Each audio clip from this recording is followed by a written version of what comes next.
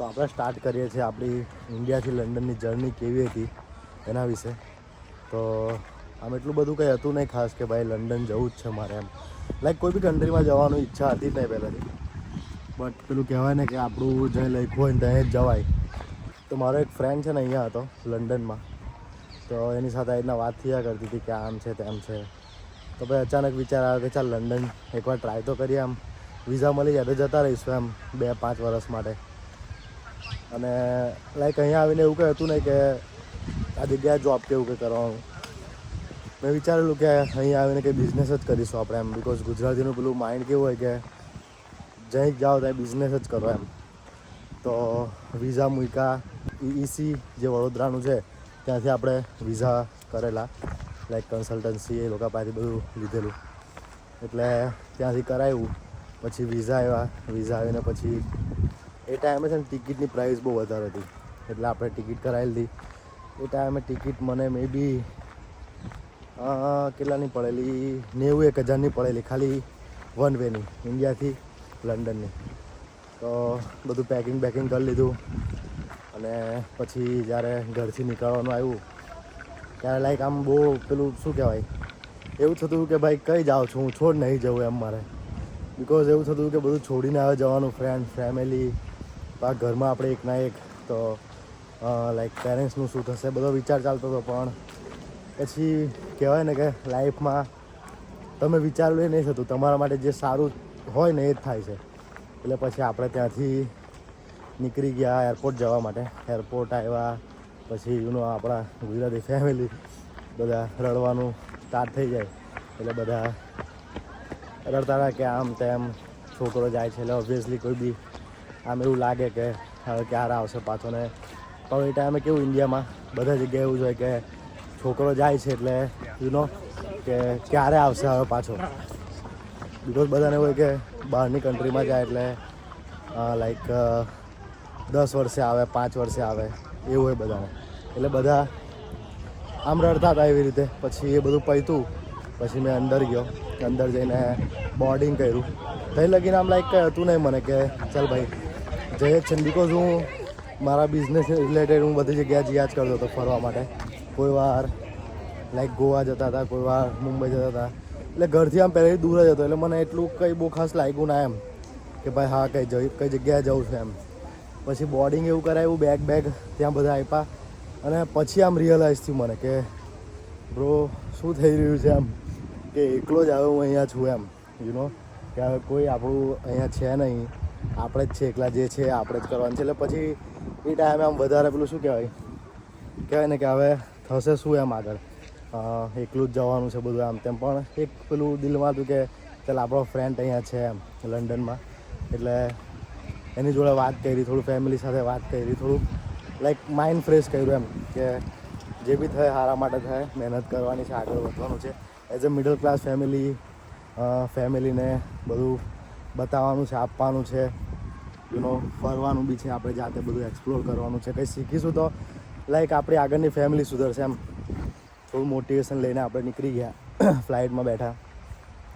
English થોડું સારું હતું એટલે ઇમિગ્રેશન બધું પાસ કરી નાખ્યું. અને પછી ત્યાંથી આપણે લંડનની ફ્લાઇટમાં બેઠો, દિલ્હીથી લંડનની ફ્લાઇટમાં બેઠો.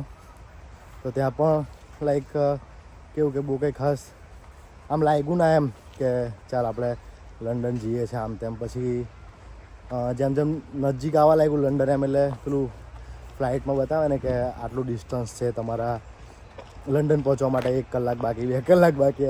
એટલે પેલું કલાક આવી ગયો ને એટલે આમ એવું લાગ્યું મને કે યાર બહુ દૂર આવી ગયો છું ઇન્ડિયાથી. આમ શું થશે આમ તેમ બધું વિચારવા લાગ્યો કે ફેમિલી નહીં, એકલો ત્યાં કેવી રીતે શું કરીશ આમ તેમ.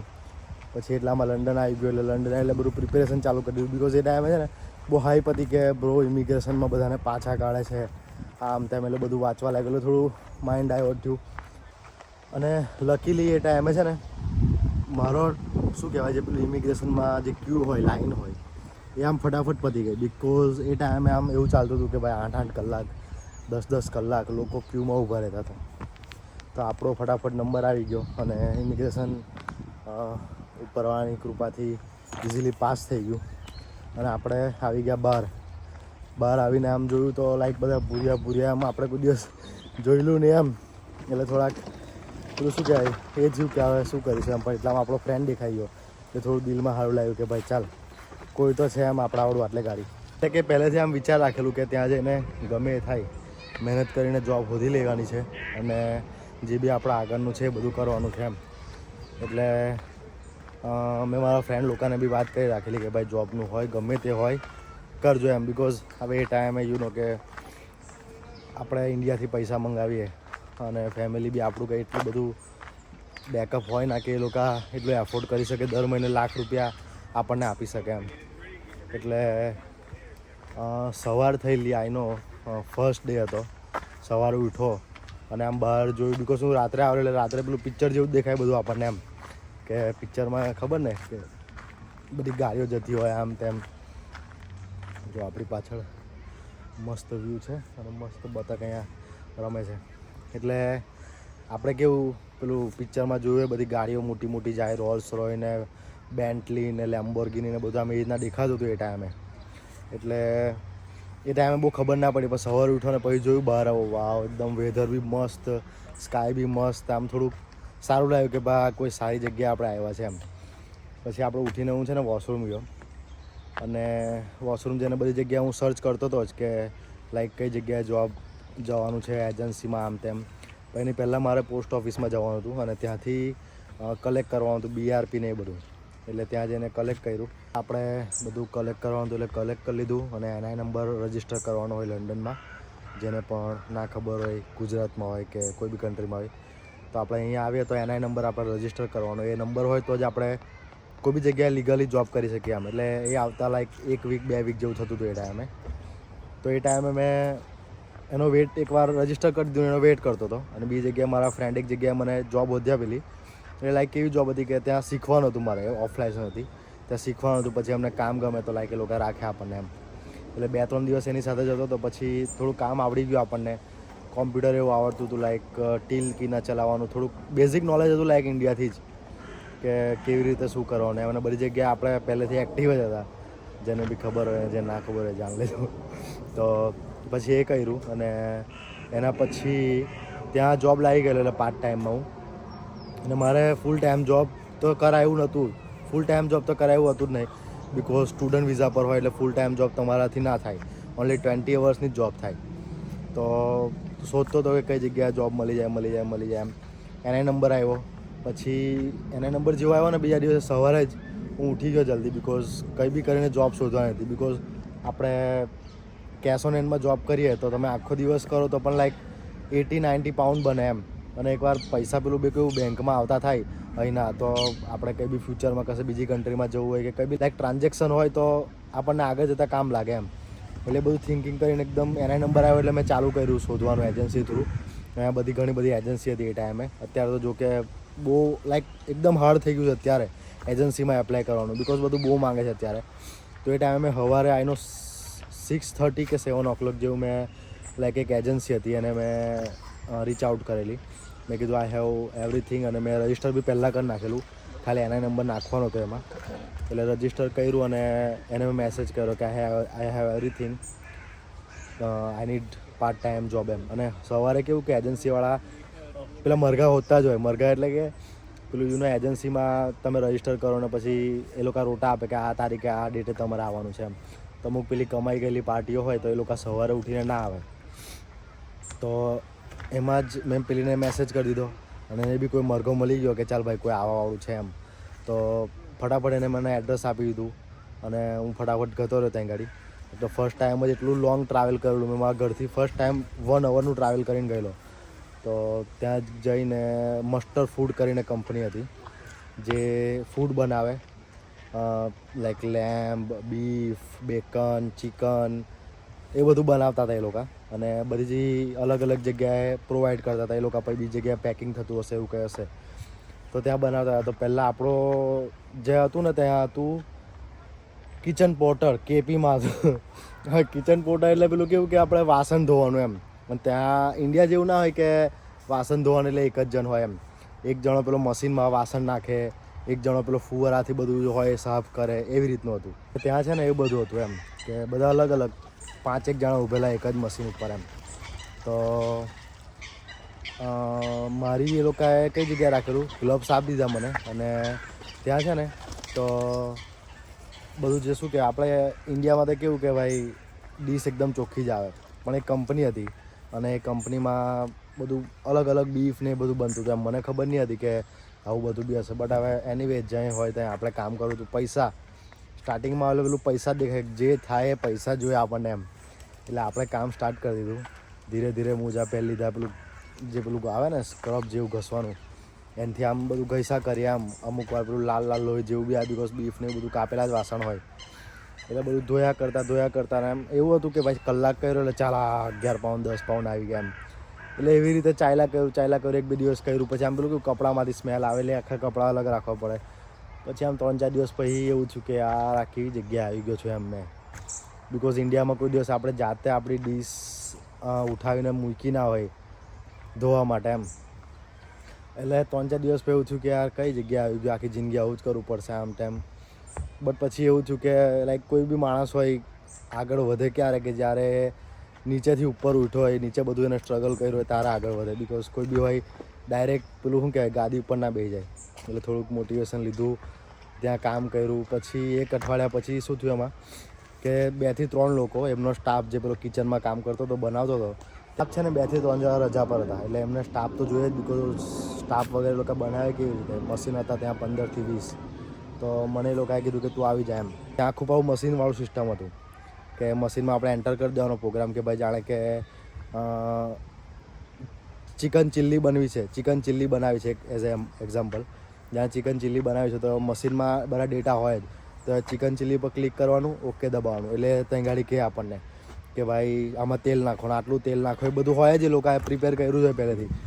એટલે એ રીતે કરવાનું હતું. તો પહેલા દિવસે આમ મેં જરીક સારું કરેલું ત્યાં.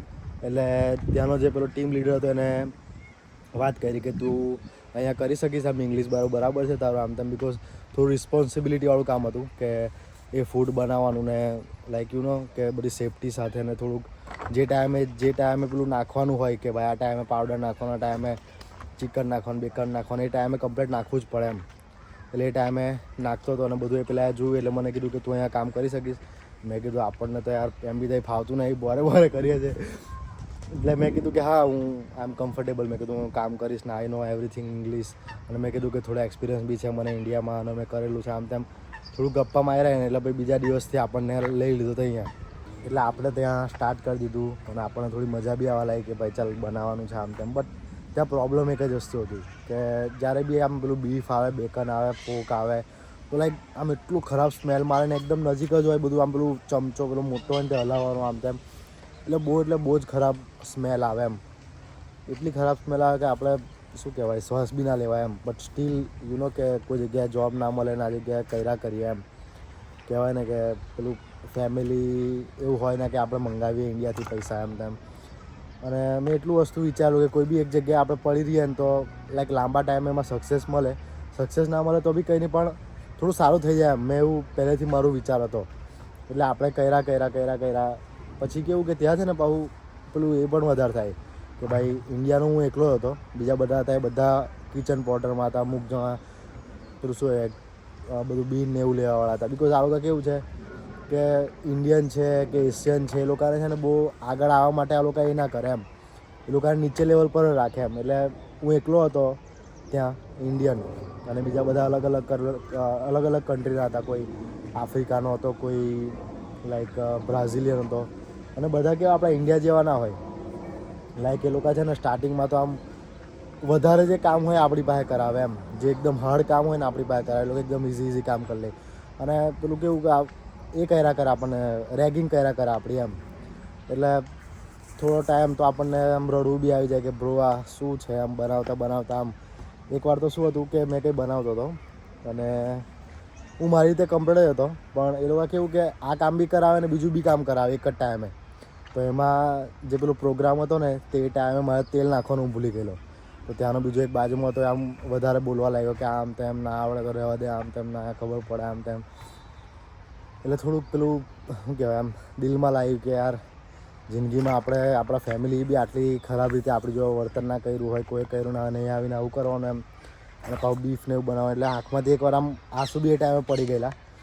પણ પેલું કહેવાય ને કે સ્ટીલ કે કંઈ કરવાનું છે, લંડન આવ્યા છે તો હવે એમને એમ તો જવાનું છે નહીં.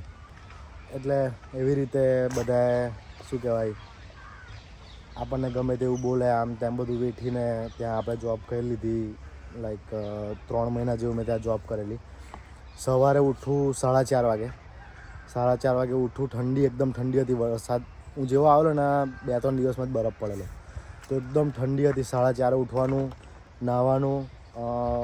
મારે 6 વાગ્યાની એ હતી, શું કહેવાય શિફ્ટ હતી, સવારે 6 વાગ્યાની. તો 4:30 ઉઠું, 5 વાગે લગીનમાં તૈયાર થઈ જાઉં. 5 વાગે નીકળું, ટ્રામ હતી, ટ્રામ પકડું, પછી ત્યાંથી બીજી એક ટ્રેન આવે એ પકડું, અને 6 વાગે હું ત્યાં પહોંચતો હતો. 6 થી લઈને 2 કે 3 ના 6 થી 3 વાગે લગી હું ત્યાં કરતો હતો જોબ. અને પછી 3 થી 4 આરામ કરતો હતો. એ બહાર જ કરી લેતો હતો, કોઈ જગ્યાએ ખાઈ લેતો હતો, આમ તેમ કંઈ નાનું મોટું 1-2 પાઉન્ડનું. અને પછી ત્યાંથી જતો હતો હું ઓફ લાઇસન્સમાં. 5 થી લઈને 10 વાગે લગી હું ત્યાં કરતો હતો એમ. એટલે આવું મેં કર્યું, મે બી 4 મંથ 5 મંથ સુધી મેં આવું કર્યું. પછી મારા વાઈફ આવ્યા. એટલે મેં કેવું કે પછી એક જ જોબ ચાલુ કરી દીધી. જ્યાં હું ઓફલાઇનમાં કરતો હતો ત્યાં અંકલે મને ફૂલ ટાઈમ અવર આપવા લાગ્યા એમ. એટલે હું ત્યાં જ કરતો હતો. પછી અમે શિફ્ટ ત્યાં બીજી જગ્યાએ. પછી ત્યાંથી બીજી જગ્યાએ હું લાગ્યો, ઓફ લાઇસન્સ સ્ટોરમાં જ લાગ્યો. ઓફ લાઇસન્સ સ્ટોરમાં છે ને એઝ અ સ્ટુડન્ટ તમે આવો ને તો બહુ સારું છે, બિકોઝ ત્યાં તમને અવર્સ મળી રહી. એઝ અ સ્ટુડન્ટ તમે બીજી જગ્યાએ બહાર જોબ કરો ને તો તમને 800 પાઉન્ડ જ મળે, બિકોઝ 20 અવર્સની જોબ હોય. બટ ઓફ લાઇસન્સ એવી જગ્યા છે ને સ્ટુડન્ટ માટે કે તમે 2000, 1800, 2500 પાડી શકો જો તમારામાં તાકાત હોય તો, 12 24 કલાક કરવાની. એટલે આપણે પછી ત્યાંથી જોબ 2 વર્ષ કરી ઓફ લાઇસન્સ સ્ટોરમાં. 12 કલાક, 15 કલાક એમ, સવારના જઈએ રાત્રે આવીએ એવી રીતે. તમે બધા વિચારતા હશે કે આ જે ઇન્સ્ટાગ્રામનું મેં ચેનલ ઓપન કરી, ઇન્સ્ટાગ્રામનું જે એકાઉન્ટ ઓપન કર્યું એની પાછળ શું આમ પેલું રહસ્ય કે ને એ કેવી રીતે સ્ટાર્ટ કર્યું. તો મારા ઘરથી આમ પહેલેથી આમ બેકગ્રાઉન્ડ તો આપણું ફોટોગ્રાફીનું હતું જ. ફોટોગ્રાફી આપણને પસંદ જ હતી, એડિટિંગ કરવાનું, વિડીયો બનાવવાનું, આમ તેમ થોડુંક પસંદ હતું જ આપણને એમ. એટલે એ કરતા હતા જ પહેલેથી. અને હા, લંડનમાં જે ટાઈમે બનાવવાનું ચાલુ કર્યું ને તો લાઈક કોઈ હતું જ નહીં કે લંડનમાં બનાવે એવું આ રીતના વિડીયો. આઈનો મને ખબર છે ત્યાં સુધીને તમે આપણો પહેલો વિડીયો બી જોઈ શકો છો કે એ ટાઈમે લંડનમાં કોઈ બનાવતું નહોતું, આપણે વિડીયો બનાવતા હતા એવા. એ બી તમને કહી દઉં. તો સ્ટાર્ટિંગ મેં એવી રીતે કરેલું કે હું મારો ફ્રેન્ડ જે હતા ને તો અમે ગયેલા ત્યાં શું કહેવાય આપણે શોપિંગ કરવા માટે એમ. તો ફર્સ્ટ ટાઈમ અમે લોકોએ 50 પાઉન્ડનો શર્ટ લીધેલો, 50 પાઉન્ડ એટલે 5000નો શર્ટ લીધેલો એમ. ઇન્ડિયામાં 1000ની જોડી પહેરેલી 5000નો શર્ટ લીધો હતો. અમે એટલા મસ્તીમાં વિડીયો બનાવી કાઢેલો એમ, અને એકદમ વાયરલ થઈ ગયેલો. અને એ રીતના સ્ટાર્ટ કરેલું કે હા ભાઈ ચાલ હવે વિડીયો બનાવીએ, આમ થોડુંક ઇન્ડિયાને સારું લાગે, બધાને સારું લાગે, થોડા આગળ વધીએ એવી રીતના કરીને એમ. અને પછી મારા ઘરથી જે હું જોબ જતો રહ્યો ને ત્યાંનું ડિસ્ટન્સ હતું 1 કલાક ને 40 મિનિટ. તો મેં શું કરતો હતો અંડરગ્રાઉન્ડમાં, હા પાછું અંડરગ્રાઉન્ડમાં છે ને એ ના હોય, નેટવર્ક ના હોય. એટલે હું શું કરતો હતો કે એક વિચાર લેતો હતો કોન્સેપ્ટ કે મારે શેના પર આજે વિડીયો બનાવવો છે.